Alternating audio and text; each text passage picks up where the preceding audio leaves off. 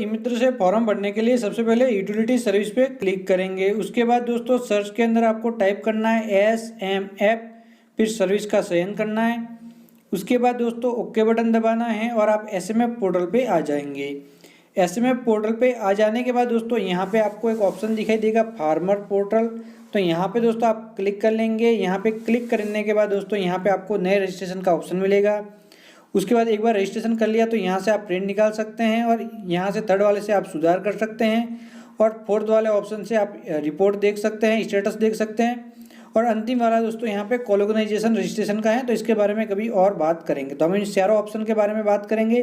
तो सबसे पहले दोस्तों मैं एक बार आपको रजिस्ट्रेशन करके बता देता हूँ। तो नया रजिस्ट्रेशन के लिए रजिस्ट्रेशन पे क्लिक करेंगे।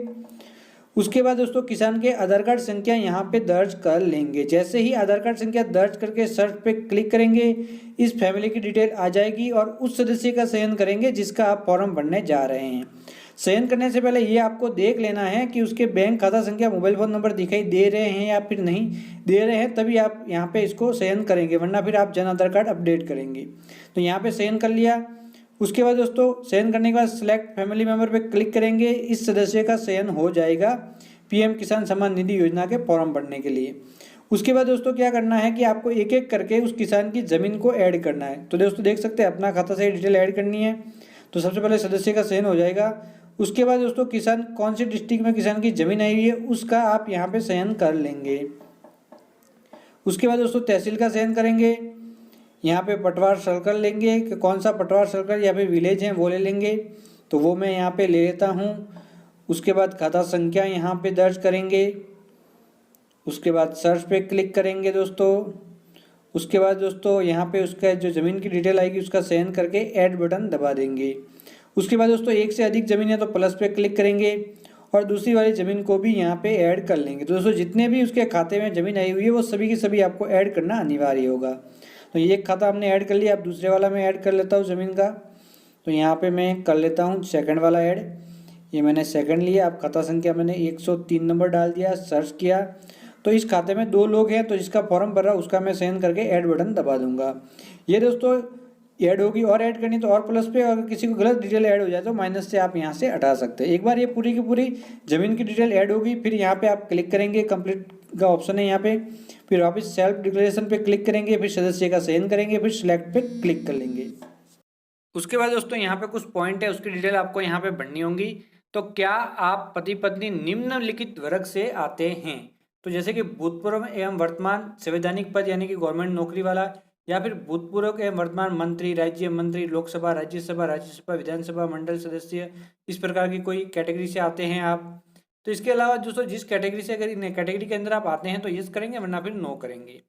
तो दोस्तों एलिजिबल के लिए नो जरूरी है, तो नो ही करना होगा। फिर यहाँ पे दोस्तों सेकंड वाला ऑप्शन है, इसके अंदर जैसे कि आपने जो जमीन है वो कौन सी दिनांक से पहले खरीदी, 1/2/2019 से पहले की है या फिर बाद की, आपका स्वामित्व की कृषि योग्य है या फिर नहीं, यानी कि खेती करने योग्य हैं या फिर नहीं।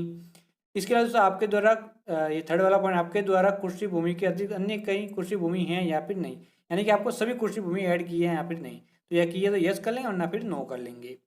इस कैटेगरी से आप आते हैं तो यहाँ पे आपको विशेष ध्यान रखना है। उसके बाद दोस्तों यहाँ आपके अगला ऑप्शन है कि आप सहकारी सेवा समिति के सदस्य हैं, यानी कि आपका सहकारी सेवा समिति में आपका रजिस्ट्रेशन हो रखा है तो यस दबाएंगे, अगर नहीं हो रखा है तो नो दबा देंगे। अगर नो दबाएंगे तो वापिस आपसे पूछा जाएगा कि आप सदस्य बनना चाहते हैं नहीं, सदस्य बनने के लिए इच्छुक हैं, तो आप यस कर लेंगे, अगर नहीं है इच्छुक तो नो कर लेंगे। इसके अलावा दोस्तों किसी भी बैंक से आपने ऋण लिया है तो यस कर लेंगे, वरना फिर नो कर लेंगे। इसके अलावा दोस्तों अगला पॉइंट है क्या आप अपनी आधार संख्या भारत सरकार द्वारा एजेंसियों के बैंक खाते में जो पैसे ट्रांसफर के लिए सहमति देते हैं यहाँ पे नहीं, तो इसको आपको यस करना है। तो इस प्रकार से दोस्तों आपको यस नो जो एलिजिबल है उसके अकॉर्डिंग आपको करना होगा। ये करने के बाद दोस्तों ई साइन एंड सबमिट पे आपको क्लिक करना होगा। तो यहाँ तक हमने कंप्लीट कर लिया। अब हम क्लिक करते हैं ई साइन एंड सबमिट बटन पे। जैसे ई साइन एंड सबमिट बटन पे क्लिक करेंगे तो दोस्तों यहाँ पे किसान के फिंगरप्रिंट मांगे जाएंगे। तो यहाँ पे किसान के फिंगरप्रिंट आप फिंगरप्रिंट मशीन पे लगा के कैप्चर कर लेंगे।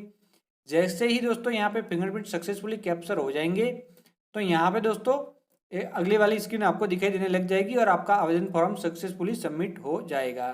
तो हम यहाँ पे फिंगरप्रिंट कैप्चर कर लेते हैं और फिर आगे की प्रक्रिया को पूर्ण करके एक बार मैं आपको बता देता हूँ और उसके बाद ये भी बता दूंगा कि आगे की प्रक्रिया क्या रहेगी। तो हम फिंगरप्रिंट कैप्चर करते हैं। सबसे पहले ये हमने कैप्चर किया। ये कैप्चर करते ही जैसे सक्सेसफुली हो जाएगा तो यहाँ पे फॉर्म सबमिट हो जाएगा, ई वेरिफिकेशन रन सक्सेसफुली, और आपका जो आवेदन फॉर्म है वो सबमिट हो जाएगा। अब सबमिट हुआ या फिर नहीं उसको जांच करने के लिए एक बार फिर आप आधार कार्ड संख्या यहाँ पे दर्ज करेंगे। उसके बाद दोस्तों आप सर्च पे क्लिक करेंगे। जैसे ही सर्च पे क्लिक करेंगे तो यहाँ पे एसएमएफ नंबर आ जाएंगे। अगर एसएमएफ नंबर आ गए इसका मतलब कि उसका रजिस्ट्रेशन सक्सेसफुली हो चुका है, तभी आपको एसएमएस नंबर दिखाई देंगे। तो आप ओके बटन दबा देंगे। उसके बाद गो बैक करेंगे। उसके बाद दोस्तों आपने आवेदन किया उसकी प्रिंट आउट निकालने के लिए प्रिंटर सेल पर डिक्लेरेशन पे क्लिक करेंगे। और उसके बाद दोस्तों यहाँ पे दो ऑप्शन है, आप एप्लीकेशन नंबर से भी प्रिंट निकाल सकते हैं, यहाँ पर आधार कार्ड संख्या से भी यहाँ पे प्रिंट आउट निकाल सकते हैं। तो ये आधार कार्ड संख्या डाली, फिर यहाँ पे एसएमएफ नंबर डालेंगे और सर्च करेंगे और इसकी प्रिंट आउट निकल जाएगी। दोस्तों हो सकता है यहाँ प्रिंट आउट आप तुरंत आवेदन किया तो नहीं निकले, कुछ दिन भी लग सकते हैं, तो इसके लिए दोस्तों आपको इंतजार करना होगा। तो एक बार आपने आवेदन कर लिया तो आपका आवेदन सक्सेसफुली हो जाता है। ये प्रिंट आप निकाल के दे या प्रिंट न दे इतनी जरूरी नहीं होती, क्योंकि ये तुरंत प्रिंट नहीं निकलती। ये प्रिंट आपने दे दी। उसके बाद दोस्तों आपको क्या करना है, यहाँ पे अगर आपने कोई गलत जमीन डिटेल जोड़ दी है और उसके अंदर आपको वापस सेंड बैक मिला है तो उस समय यहाँ से आप सुधार कर सकते हैं। यहाँ पे आपको नंबर डालना है, नंबर डालते डिटेल ओपन हो जाएगी और आपको जमीन का जो भी डिटेल है उसको जोड़ने का ऑप्शन मिल जाएगा। तो यहाँ पे जमीन से जो डिटेल जोड़ने का ऑप्शन है वो आप यहाँ से कंप्लीटली कर सकते हैं। मान ली जो जमीन से संबंधित जो करेक्शन है वो आने के लिए सेकंड वाला आप पीएम किसान यहाँ पे टाइप करेंगे गूगल पे जाके। उसके बाद दोस्तों यहाँ पे पीएम किसान पोर्टल पे यहाँ पे ऑप्शन है पीएम किसान gov.in, ये वाला पोर्टल आप ओपन कर लेंगे। बड़े ही आसानी से ओपन हो जाएगा, आपको कोई प्रॉब्लम नहीं आएगी। जैसे ही ओपन हो जाएगा तो दोस्तों यहाँ पे नीचे ड्रैग करते हुए थोड़ा नीचे आएंगे तो यहाँ पे एक आपको ऑप्शन मिलेगा स्टेटस देखने का, आप वहाँ पे क्लिक करेंगे। तो यहाँ पे दोस्तों बेनिफिशियरी स्टेटस हैं, तो यहाँ पे आप क्लिक करेंगे। यहाँ पे क्लिक करने के बाद दोस्तों आप आधार कार्ड संख्या, अकाउंट नंबर या मोबाइल फ़ोन नंबर 3 तरीके से स्टेटस देख सकते हैं। तो यहाँ पे मैं आधार कार्ड संख्या डाल के स्टेटस देखना एक बार मैं आपको बता देता हूँ, जिससे आपको समझना बड़ा ही आसान हो जाए।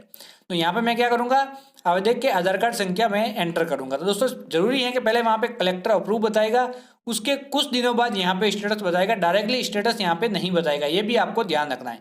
एक बार आवेदन किया वहाँ पे ई मित्र से कलेक्टर अप्रूव बता रहा है, उसके बाद ही यहाँ पे स्टेटस बताएगा। तो यहाँ पे जैसे ही गेट डाटा पे क्लिक करेंगे तो यहाँ पे स्टेटस बताने लग जाएगा।